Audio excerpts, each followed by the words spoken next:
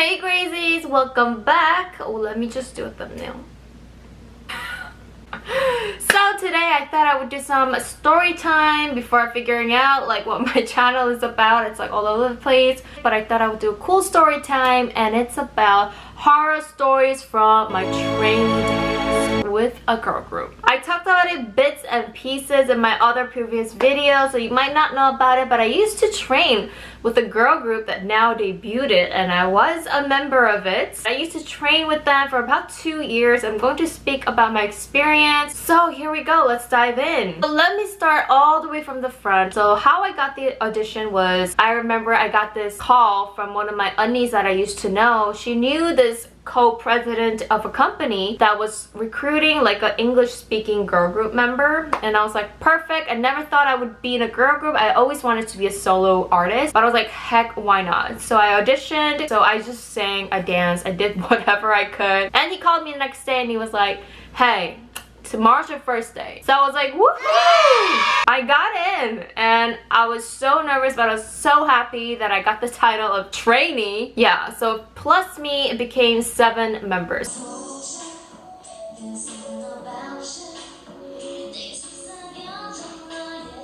So I met the girls. Most of them were friendly. 2 girls just stood out to me because they looked bitchy and they wanted to kill me. Like I would literally like stay there till like the studio had to close because I was so passionate. I had like fire in my eyes and I just wanted to be the best. I remember I trained all night and day because I sucked at singing. I sucked at dancing.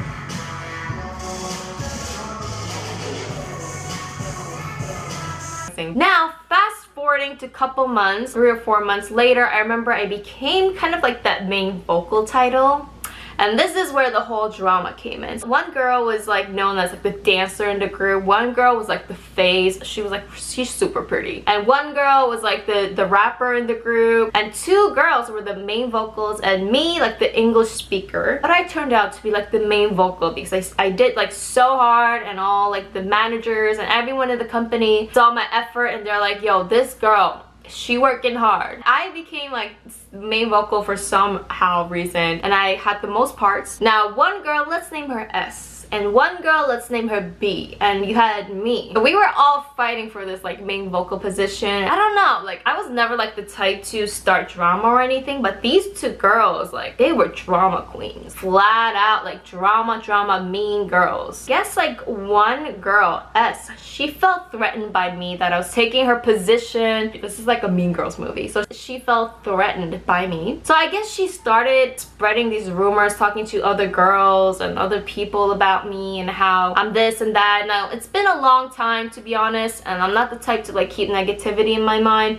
so I don't exactly remember what she said, nor would I know because she said it behind my back. But I felt like the other girls didn't like me all of a sudden for some reason, and I was like, why is that? Like I'm not doing anything. So I figured that these 2 girls started these nasty rumors, started to gang up on me, but I became close to one of the managers and I tried to act like an angel. So, and I remember telling her one day, hey, I feel like these 2 girls are like ganging up on me, like they're spreading nasty rumors about me. And the company never wants drama because they just want the girls to make money and just debut fast as they can, you know, not cause any drama. So we have the CEO, and then you have like the co-president, like, and the managers. So the co-president, I guess he really liked me because he saw my potential, and I just remember like B, this girl was so bitchy to me. I just remember like put up this front, just try to be like friendly with her so I would just get in a good side, but it never worked because she just didn't like me because she was just bitchy. So one day the co-president calls all the girls, like including me. We have a meeting and he goes to S, hey S, you've been creating this whole drama for a couple months and I've heard so many rumors that you've been talking about this girl, which is me.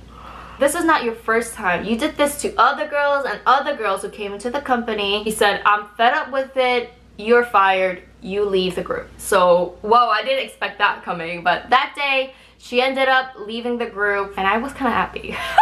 I was low-key happy. So let me talk about the second drama. So that Kpop president, he was the most degrading, rude, bipolar person you could ever imagine. Now, he had a weird, just like really abusive personality. I remember I was in the car with one of my female managers. She picked up the phone and I guess it was that Kpop president. I remember like someone was just yelling, just cursing, abusing, threatening, like fucking like, this is like the shit you see on YouTube on like 911 calls where like someone is like yelling, you know, threatening someone's life. This guy was just bawling his vocal cords out. I remember she lowered all the way her phone, but I could still hear this guy. I didn't know that he would talk to the staff members in that abusive way. So one day we used to have this like monthly test and where we would just like film ourselves like singing and the staff members would review it. So I remember one day the co-president came down to the basement and I used to have the biggest stage fright ever. You know, each girl started performing one by one. He would just degrade them, say they're ugly, what's wrong with your hair, what's wrong with your this, that. And then it came to be my turn.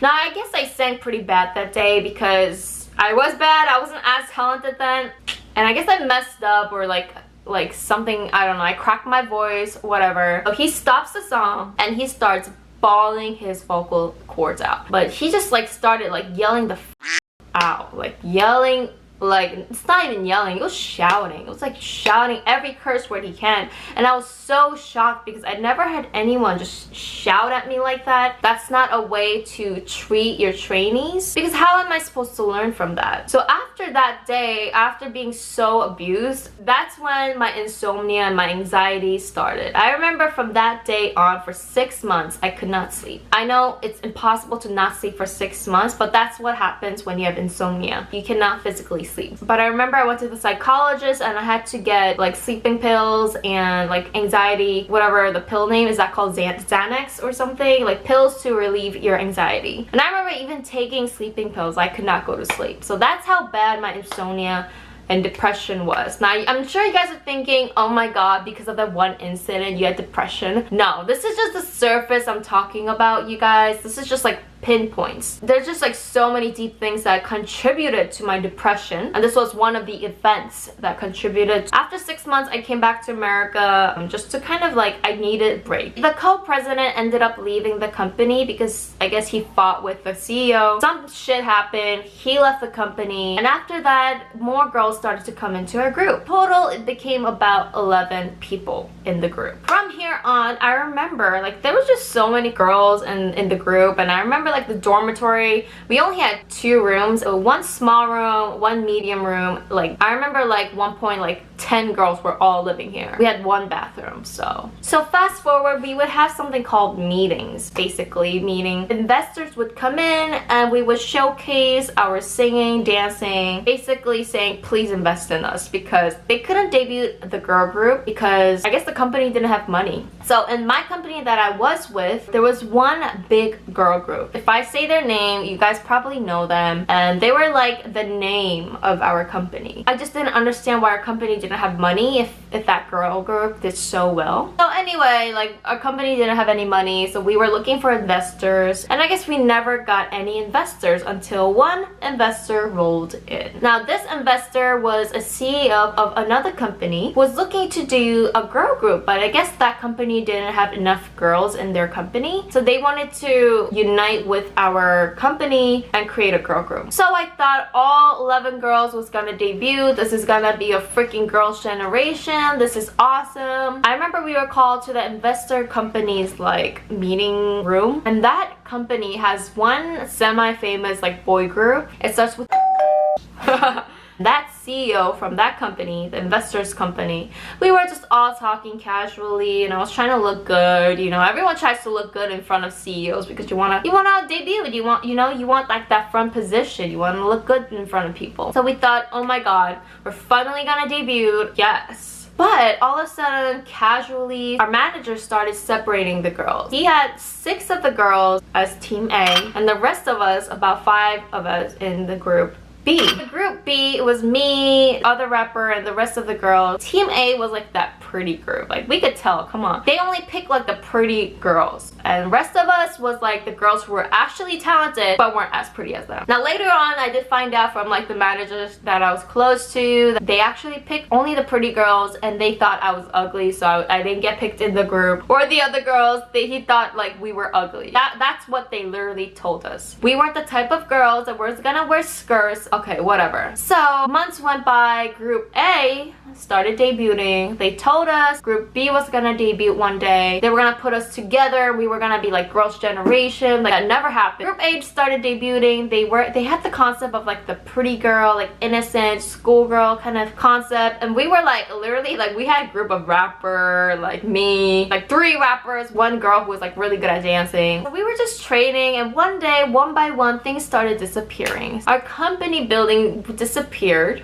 So I think for a week or 2 we had like nowhere to practice, and the managers put us into just random different like basement practice places for a couple weeks until we finally got this practice room that was inside of a mall, which is so weird, but there was a practice room inside a mall. This place, I don't know why. But it became 4 of us. We would just go there every day, and literally for 6 months no one came to check up on us. Maybe the manager, our manager, he came to check up on us maybe like 3 or 4 times. But we were practicing basically ourselves. Remember I said I used to live in the dormitory with the girls? So all the A group girls moved out of the house, and it was just the 4 of us, but 2 of the girls, they lived in their own houses with their parents. Me and one of the unnies, or one of the girls, were left, and we were the only one using the dormitory at first after everyone left. But then they said we can't use the dormitory anymore, and they asked us if we have a place to stay. Now I had no place to stay because I had no parents in Korea.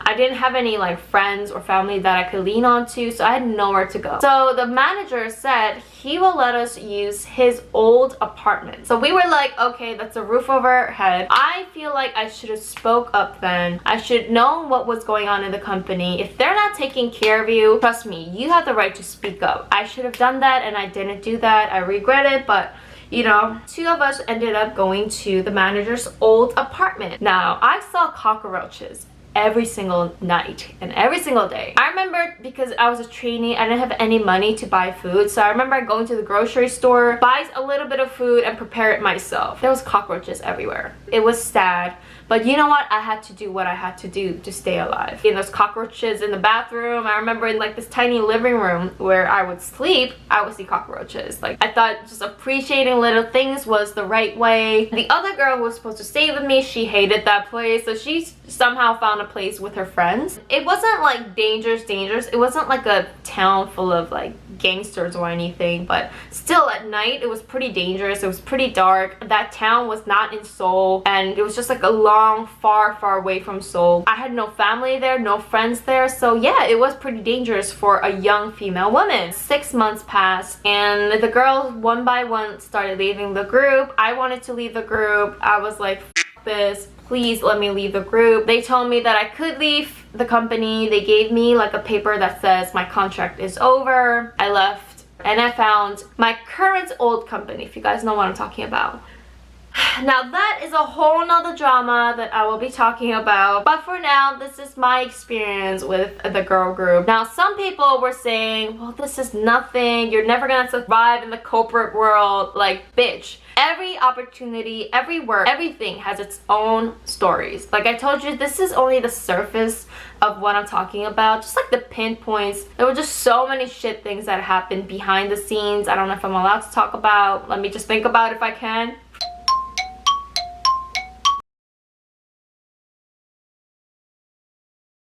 Yes, so many dirty things. I remember like we had this boy group that debuted, but they only had 1 single out. I guess the company didn't really take care of them after that 1 single, and I felt so bad because that boy group that was in our company, they worked so hard. They were pretty talented. I want people to understand that artists like us, like groups like them, all the girls that didn't get to debut, even the girls that did debut right now, unless you're doing like super well, every one of us threw everything away. We're spending literally all of our lives, morning to night, till we go to sleep. It's not 9 to 5 work. It's what we do like 12, 14, 15 hours a day, trying to improve ourselves, to be on stage, to get that spotlight without getting paid at all. We spend our youth. To know that these companies control these youth and teens' lives, and at the end, if they don't make it, they should let these people go. I mean, I remember the boy group, the company wouldn't let them go for about 2 years. They had no results, no money. I remember one of the other co-president, he started to take the money that the boy groups earned, and like they would keep it to themselves and never give the boys anything, and just claim that, oh, the money went to blah blah blah donations, the money went to your debt. They spent 2, 3, 4, 5, 6, some of them like 7 years of training, and they have to start their lives all over again. I don't want to say wasted, because it's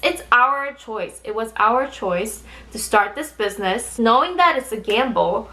But I feel like these companies just kind of blame it on the artist and say, because of you guys we're not doing well, because of you guys blah blah blah, because you guys should have done it better. But I feel like as a company, you act as a bigger person, and then when the problem rolls in, you all of a sudden don't act like the bigger person. The bigger person is supposed to take the responsibilities. They're supposed to at least give some kind of explanation. You're supposed to take care of the situation. It's better to let the artists go, cancel the contract, let them go, live their lives, find their own lives. Always, always, always listen to your gut. That's one of my mistakes. I had so many like red flags and flashes, but I don't know. I was so young, naive. If I were to go back, there was no way I could know. Also, here's the little things that I remember. We went to the salad shop where we were given salad for lunch. And I remember one of the managers yelled at one of the girls because she felt like she was eating too much. And I felt so bad. I was like, girl, we're eating salad. Like, there's no way she's gonna gain that much weight and you're gonna yell at her in front of her while she's eating. I feel like that was really bad of the manager. I mean, I was always the skinny one, so I didn't have a problem with this, but I remember all these staff members would just straight up call you fat, ugly. They would call them pigs. They would call them, why are you eating so much? Like, very degrading things to a woman that you should not do. Sexual harassments, do I remember? This isn't as bad as like what some other girls go through, but I remember one of like, we had this one investor, and I remember we would like see each other on the elevator of the company. He would just be like, hey, give me your number. So he's like old, like he's like in his like probably like 50 or 60s. I don't even know if he's married or not, but he would tell me like, I'll buy you food, I'll take you home, come up to my office, like why don't you text me? Like, that shit was weird. So you guys, thank you so much for listening to my story, and this was just like a 2 cent of my experience. And if you guys have any questions and what you think about this K-pop trainee industry, and if you guys have experience, leave a comment down below because I would love to hear what you have to say. Alright guys, bye!